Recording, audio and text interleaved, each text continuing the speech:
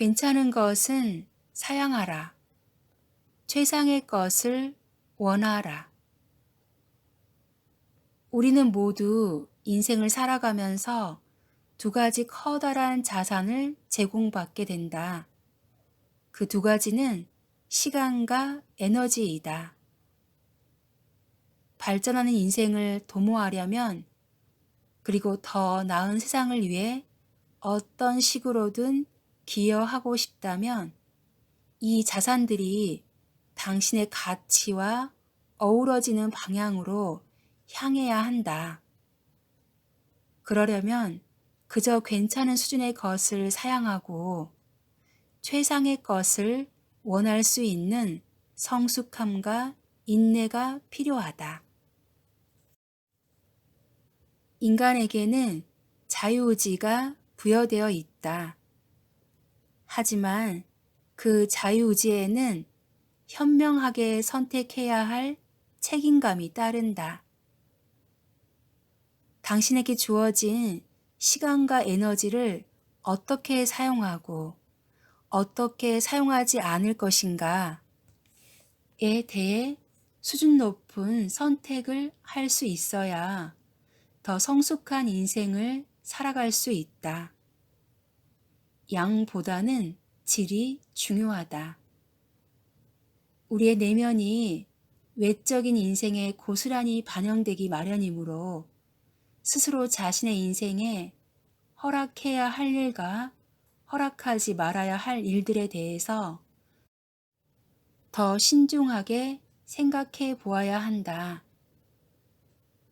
최상의 것을 원하라는 말은 물질적인 탐욕을 추구하라는 뜻이 아니다. 더 많은 것을 갖고 싶어 하는 욕망은 영적인 상실감에서 비롯된다. 자동차나 집으로 해소할 수 없는 더 깊은 갈망이 있기 때문에 계속해서 더 많은 것을 추구하게 되는 것이다. 최상의 것을 원하라는 말은 자신이 지닌 최고의 모습으로 다가가기 위해서 정서적, 신체적으로 올바른 환경을 만들어주는 기준들이 필요하다는 뜻이다. 최상의 것을 원한다고 해서 이기적이거나 방종하다고 할 수는 없다. 괜찮은 것을 사양하고 최상의 것을 원하는 방식에 익숙해진다면 오히려 그것이 당신의 소망에 불을 지피고 동시에 다른 사람을 지원하는 능력도 개발해 줄 것이다. 상실감은 두려움과 이기심 등의 유익하지 못한 성질들을 양산한다.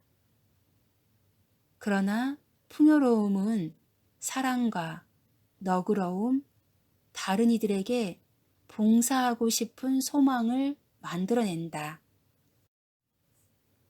자신을 가치 있게 여기면 자신이 이 삶에서 더 많은 것을 받을 자격이 있음을 깨닫게 된다.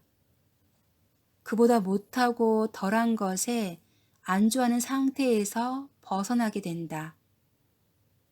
물론 여기에는 어느 정도 위험도 따를 것이다.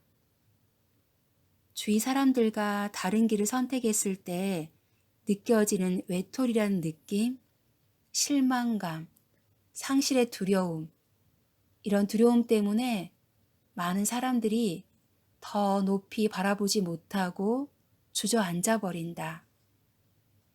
현 상태에 안주하고 타인의 기대감에 맞추고 안전하거나 익숙한 것들에 매달린다. 혼자가 될까봐, 더 나은 사람을 만나지 못할까봐 마음에 들지 않는 관계에 안주하는 사람들, 자신의 재능을 표현하지 못한다는 불만에 쌓여 있으면서도 안전하다는 이유로 지금 직장에 머무르는 사람들이 그런 전형적인 사례이다. 영적인 기준. 자신의 인생을 자신의 것으로 주장하려면 인생에 받아들이는 것들을 매우 까다롭게 고를 수 있는 영적 기준들이 필요하다. 영적인 기준이란 자신의 본질적인 모습을 존중하기 위해 세워놓은 규칙이자 지침이다. 그 지침을 사용한다면 더 풍성한 인생을 누릴 수가 있다. 그 기준을 존중할 때 자신의 최고 모습을 드러낼 수 있고 더 까다롭게 선택하기 때문에 시간과 에너지도 절약하게 된다. 기존에 원했던 것에 안주하지 않고 최상의 것을 추구한다는 것이 처음에는 약간 불편하게 느껴질 수도 있다. 그 불편함 때문에 대부분의 사람이 하찮은 것에 안주하며 사소하고 잡다한 것들로 시간과 공간을 채운다. 지금 갖고 있는 것을 잃어버릴까봐 평범한 것에 매달린다. 최상의 것을 추구하려면 인내심이 있어야 한다. 괜찮은 것을 쥐고 있으면서 최상의 것을 추구할 수 있는 마음의 힘이 필요하다. 물론 이런 일이 처음에는 쉽지 않다. 우리가 즉각적인 만족과 기쁨을 추구하도록 유도하는 세상에서 살고 있기 때문이다. 하지만 인내심은 발휘하면 할수록 더 강해지기 마련이며 최상의 것이 눈앞에 나타날 때까지 더 집요하게 매달릴 수 있게 된다. 용기를 내서 더 나은 것을 선택한다면 정당한 보상을 받을 수도 있을 것이다.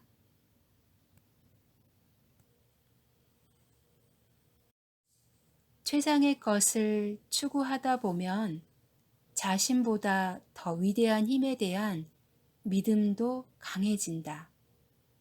나도 나의 기준을 존중하며 최상의 것을 추구했을 때 신성한 힘이 나타나 상상하지 못했던 문을 열어주었던 적이 여러 번이었다. 나 말고도 비슷한 경험을 한 사람들이 많다. 나의 고객 안나는 영적인 문제를 생각하는 사람들과 함께 어울리기로 결심하였다. 그 때문에 그럭저럭 괜찮았던 사람들과의 관계를 잘라내야 하는 어려움도 있었지만 일단 결심을 하고 용기를 끌어모으자 더 건강한 관계를 맺을 수 있는 새로운 사람들이 그녀의 인생에 나타나기 시작했다. 사람들이 저마다 다른 영적 기준을 갖고 있겠지만 성공적인 인생을 살아온 사람들과 얘기해 본 결과 나는 어느 정도 보편적인 기준이 있다는 것을 알게 되었다. 그들이 공통적으로 언급했던 기준은 다음과 같다. 1. 나는 내가 소중히 여기는 가치들을 최대한 존중하며 살고 있다. 2. 나는 나의 진정한 자아와 나의 생각과 말과 행동이 일치될 수 있도록 노력한다. 3. 나는 내면적인 문제를 진지하게 추구하는 사람들과 함께 어울린다. 4. 나는 나의 소중한 가치를 반영하고 나의 최고 능력을 고무시켜 줄 수 있는 일에 참여하고 있다. 5. 나는 나의 정서적, 신체적, 영적인 행복을 가장 중요하게 여긴다. 6. 나는 내 기준이나 신념을 근거로 타인을 판단하지 않으며 그들을 존중하려 노력한다. 7. 나는 보다 위대한 목적에 기여하는 삶을 살아가려고 노력한다. 실천 전략. 영적인 기준을 규명하라. 이 기준들 중에서 당신의 삶에 받아들이고 싶은 것들을 선택하라. 그리고 자신의 영적인 기준도 첨가해보라. 그 새로운 기준들을 여기에 그리고 일기장에 적어라.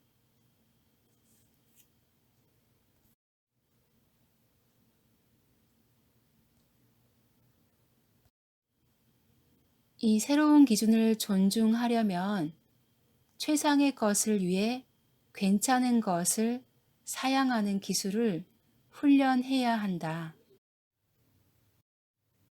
변화에 대한 준비도 갖춰야 한다. 사례를 통해서 이 말의 의미를 바라보기로 하자. 이상적인 고객. 처음 상담 일을 시작했을 때 나는 찾아오는 사람들을 모두 고객으로 받아들였다.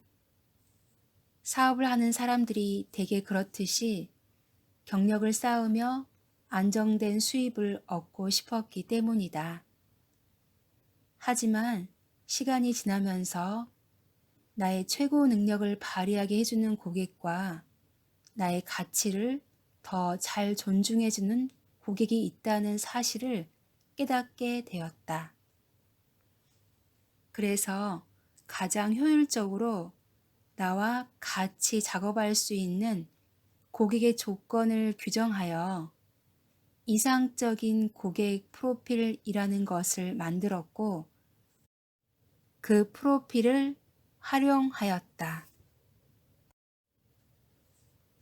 나 혼자만 이 방법을 사용한 것이 아니라 나의 고객 몇몇에게도 알려주었다. 그리고 매우 극적인 결과가 나타나는 것을 여러 번 지켜보았다. 특히 폴린이라는 여성이 기억이 난다. 그녀는 작은 회계 사무소를 운영하고 있었는데 그 일이 지겨워져서 회사를 팔아버려야겠다고 심각하게 고려하는 중이었다. 내가 왜 그 일이 지겨워졌지요?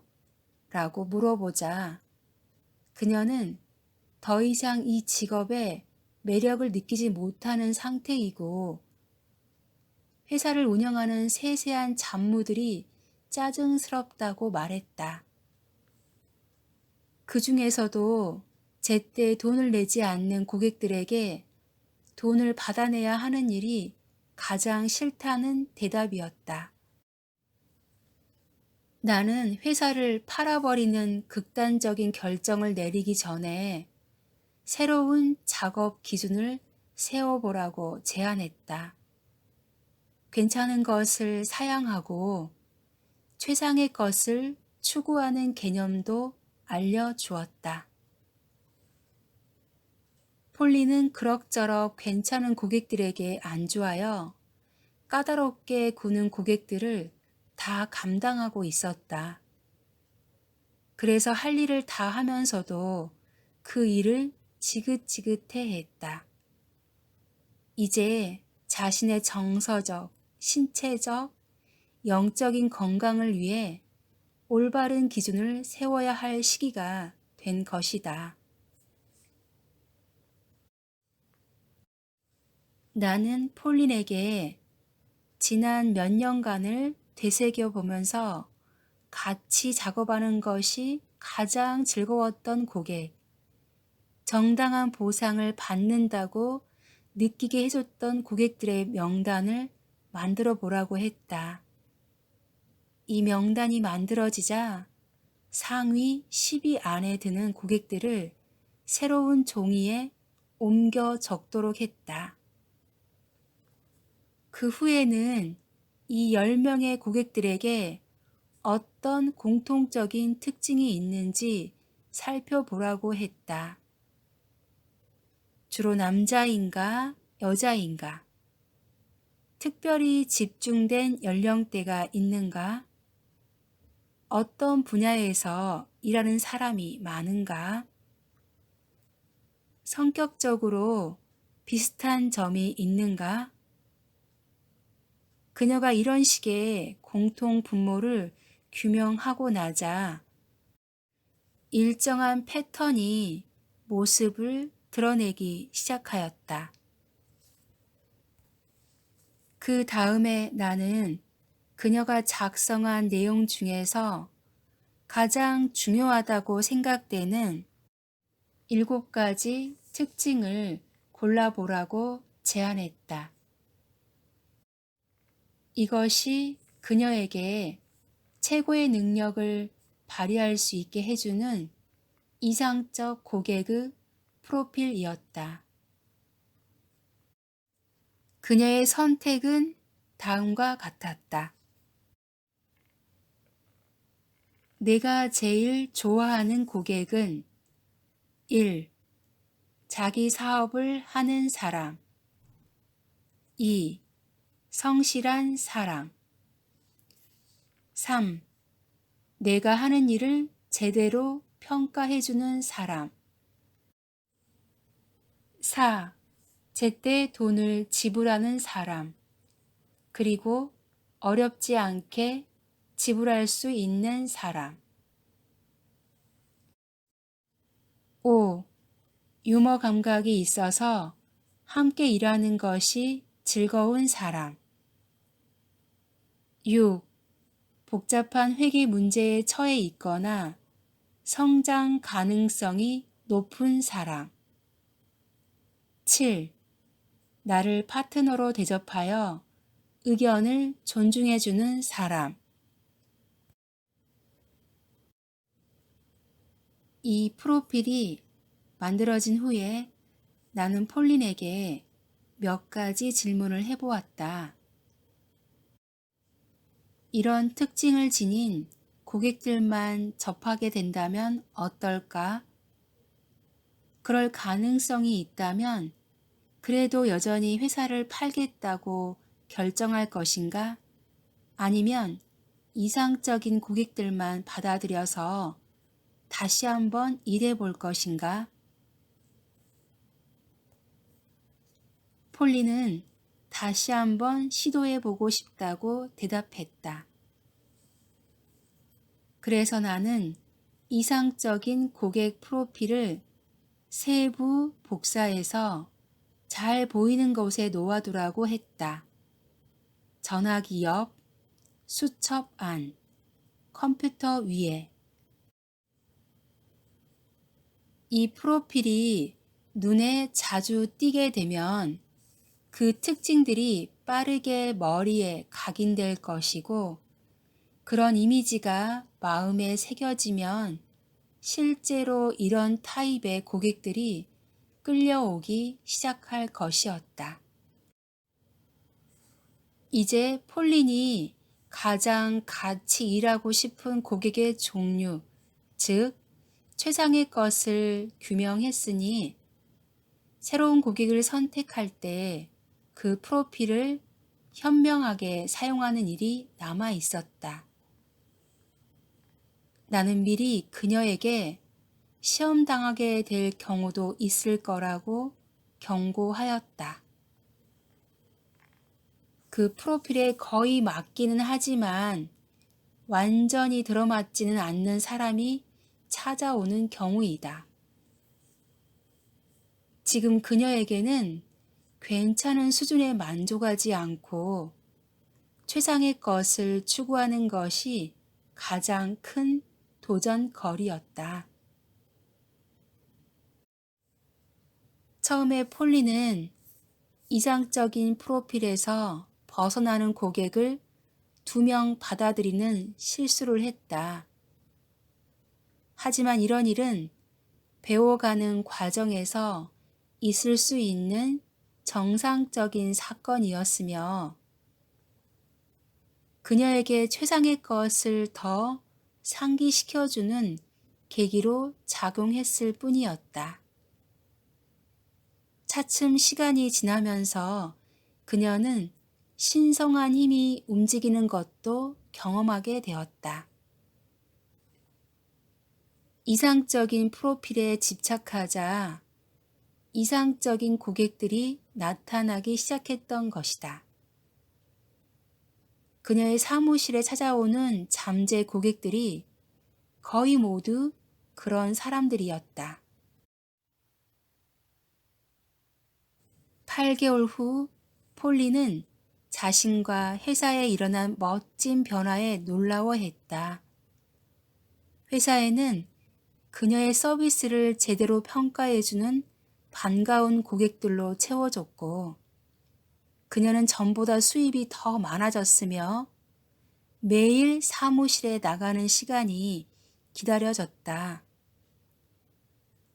최상의 것을 추구하여 자신의 기준을 존중하는 선택을 하자 인생의 질이 향상되었을 뿐 아니라 서비스의 질도 향상되었다. 그 결정으로 그녀의 고객들도 이익을 얻은 셈이었다.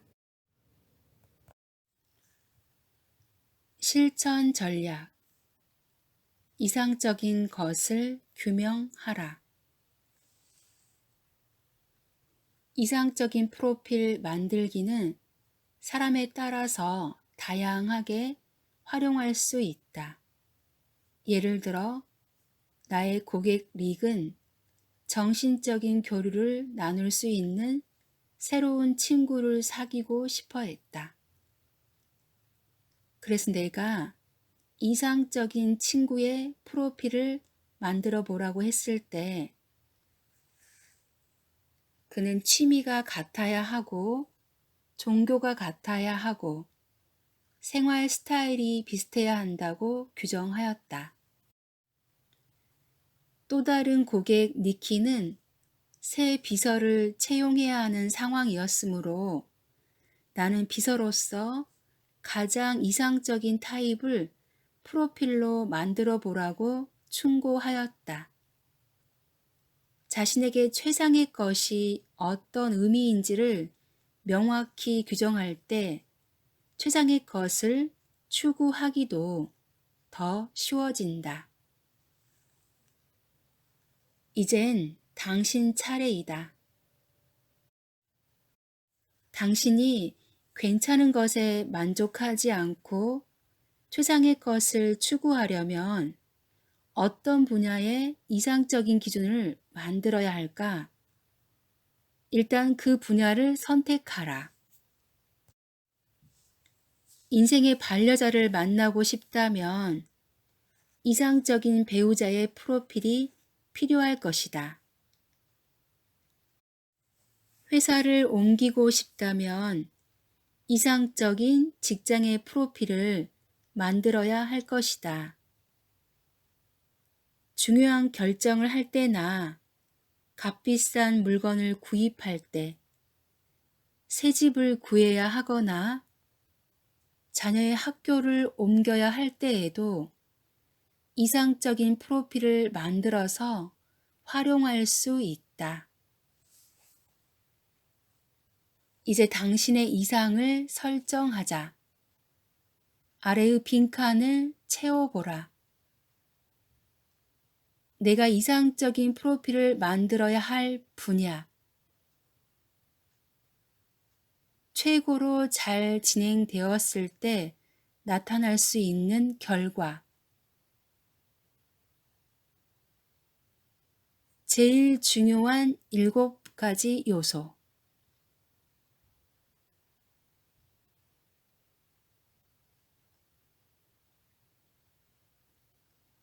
최상의 것을 일단 규명한 후에는 그 기준을 존중하는 것이 중요하다.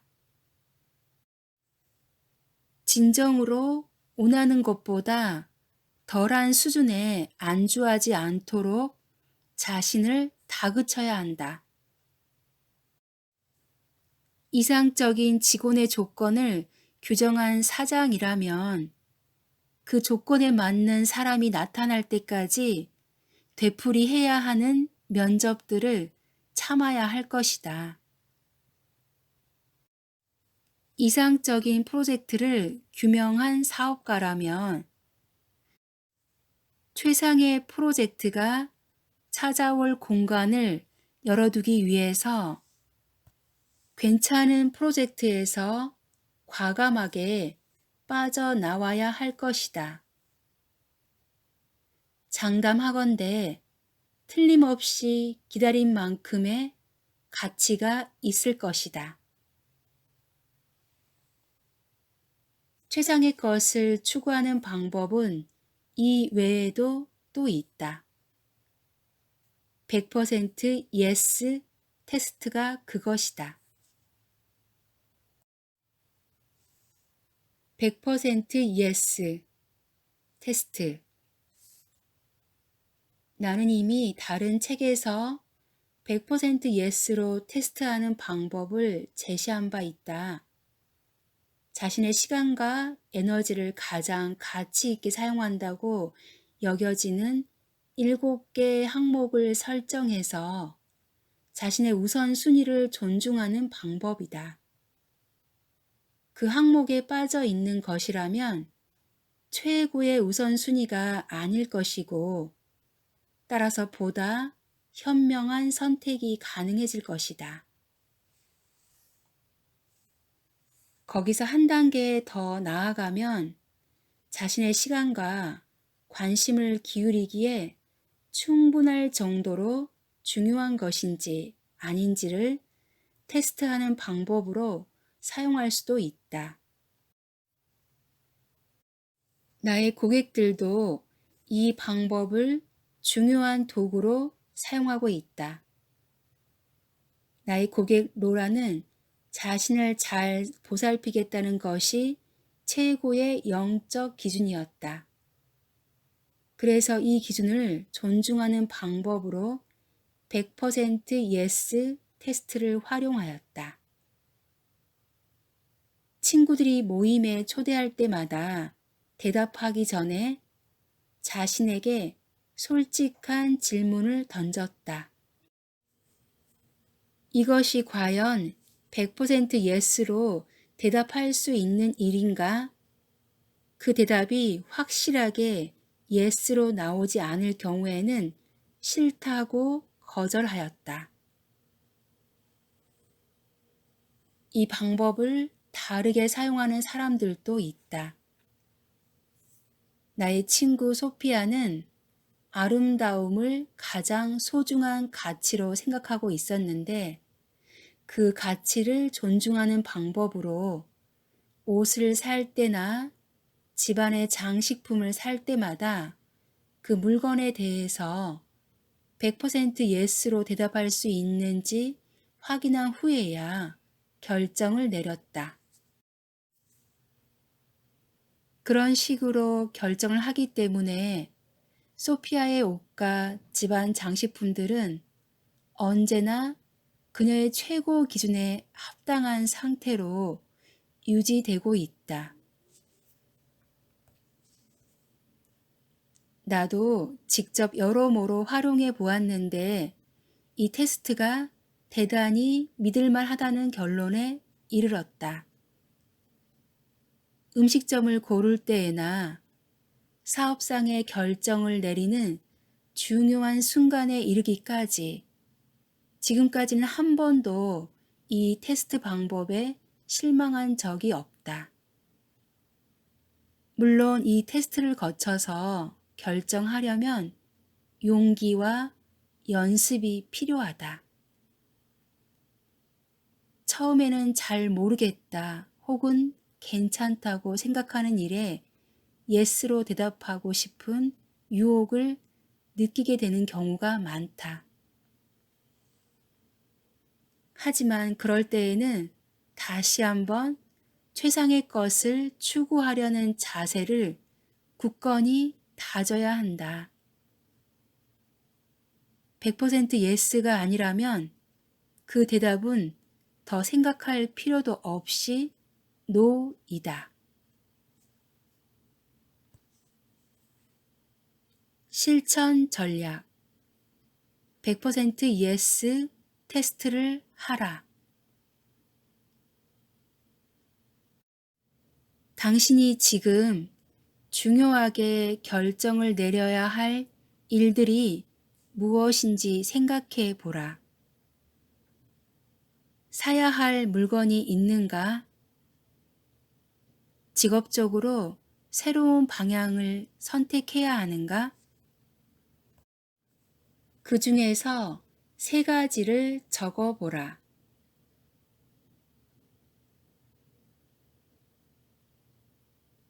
그리고 자신에게 다음의 질문을 하라.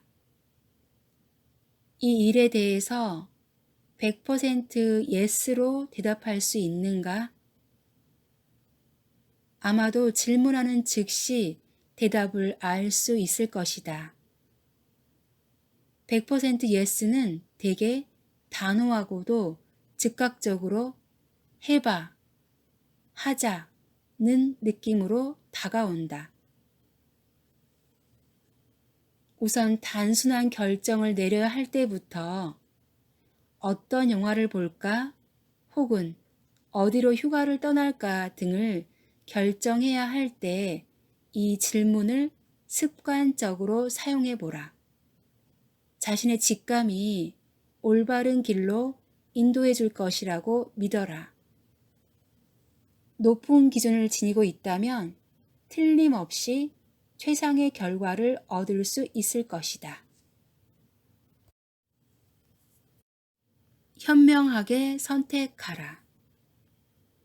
내 인생은 나의 것을 주장하는 과정에 임하면서 최상의 것을 추구하겠다는 원칙을 세워 놓아라. 이 원칙을 인생의 모든 면에 사용하라. 나는 내가 읽을 것, 볼 것, 들을 것을 선택할 때 항상 이것이 나의 최고 가치에 어울리는 일인가? 나를 위해 최선의 선택인가? 라는 질문으로 걸러낸다. 예를 들어 내가 어느 날 텔레비전을 틀었는데 뉴욕에서 일어난 살인사건이 화면에 나타났다. 강렬하고 자극적인 광경이긴 했지만 2분쯤 쳐다본 후에는 다소 흥미롭다 하더라도 나에게 바람직한 것이 아니라는 결론에 이르렀다. 나의 예민한 성격에 폭력적인 장면은 결코 최선의 선택이 아니었다. 그래서 나는 최상의 것을 추구하기로 결심하고 나의 정서를 고양시킬 수 있는 프로그램으로 채널을 돌렸다. 나의 고객 아만다도 이 원칙을 사용해서 현명한 결정을 내렸다. 20대 후반이었던 아만다는 저녁마다 친구들을 만나느라고 바빴다. 다양한 부류의 친구들이 많았기 때문에 거의 매일 밤 외출을 했다. 그런데도 왠지 외롭고 공허한 느낌을 지울 수 없었다. 나와 얘기를 하면서 아만다는 그 많은 친구들이 사실은 시간이나 때우는 식의 피상적인 관계에 불과하다고 인정했다. 같이 만나게 되면 술을 마시면서 연예인 소문이나 최근 사귀는 애인에 대해서나 얘기할 뿐이었다. 아만다가 바랬던 것은 그 정도가 아니었는데 말이다. 그녀는 피상적인 대화의 수준을 지나 더 정신적인 면과 마음이 통할 수 있는 깊은 관계를 갈망했다. 조금씩 삶의 질에 관심을 갖게 되면서 아만다는 신중하게 친구들의 질을 평가해 보았다. 자신의 시간과 에너지를 더 의미 있는 관계에 쏟아야 한다는 것도 알았다. 이것은 지금 사귀는 친구들과의 관계를 제한하고 자신의 욕구에 어울리는 사람들을 적극적으로 찾아야 한다는 뜻이었다. 당신도 자신의 원칙을 좀 더 존중하는 식으로 현명하게 시간과 에너지를 사용할 수 있다. 예를 들자면 또 다른 약속 장소에 허둥지둥 달려가는 대신 마음 맞는 친구와 같이 더 많은 시간을 보낸다. 가게에서 시간을 허비하지 않도록 약간의 운송비를 부담하더라도 식료품이나 상품들을 배달해 달라고 한다. 식사가 끝나자마자 청소하려고 서두르는 대신 가족과 함께 느긋한 시간을 보낸다. 밤마다 텔레비전 앞에서 시간을 보내는 대신 가끔은 영화나 연극으로 자신의 욕구를 채워준다.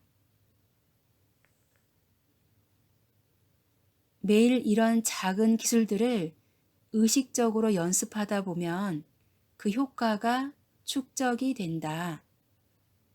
사소한 선택들조차 삶의 질에 중요한 영향력을 행사할 수 있으며 그 선택들을 통하여 자신의 기대치를 높일 수 있고 스스로를 소중히 여기는 마음도 끌어올리게 될 것이다. 실천 전략. 최상을 추구하는 습관 만들기. 하루에 한 번씩이라도 최상의 것을 추구하는 방향으로 자신을 자극해 보라. 어떤 결정이나 선택을 내려야 할 때 이것이 좋은 것이라면 최상의 것은 과연 무엇일까? 라는 질문을 활용해 보라. 이것이 좋은 것이라면 최상의 것은 과연 무엇일까? 하루가 끝날 무렵에는 잠시 시간을 내서 일기장에 그날 성공적으로 행했던 일들을 기록하며 이 새로운 습관을 강화시켜라. 그럼 최상의 것을 추구하는 습관도 생겨나고 더 나은 선택을 하고자 하는 결의도 강해질 것이다. 자신이 세운 기준을 존중하기 위해 현명한 선택을 해 나가다 보면 자신보다 더 강하고 위대한 힘에 대해서도 믿음이 생긴다. 당신의 지원팀이나 파트너에게 기준을 지키게 도와달라고 부탁하라. 최상이 아닌 덜한 것에 안주하려는 충동에 휩싸일 때 깊이 숨을 들이쉬고 기다려라. 기다림 속에 당신이 진실로 소망하는 그것, 최상의 것을 받아들이기 위한 내적 힘과 성숙함이 있을 것이다. 그것을 찾을 수 있을 것이다.